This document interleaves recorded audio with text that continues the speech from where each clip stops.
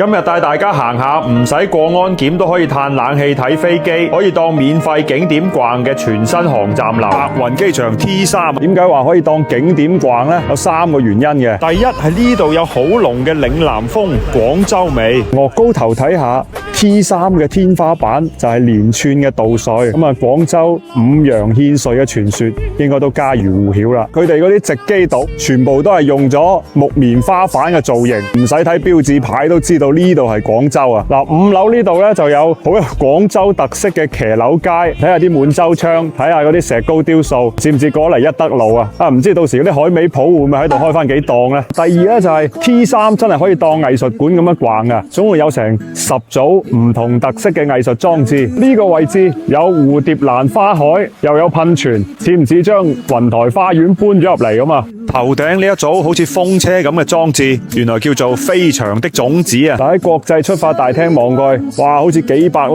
巨型鑽石鑲嵌喺一齊 ，bling bling 咁啊，好閃啊 ！T3 呢個洗手間真係唔簡單啊，去一轉廁所相當於環球飛咗一圈啊！呢個洗手間通過一個智能系統，可以俾你睇到每一格廁位有冇人用緊啊！你使唔使排隊？呢個真係好人性化。第3呢，就係有呢個全國所有機場入邊唯一一個公共觀景瞭望台。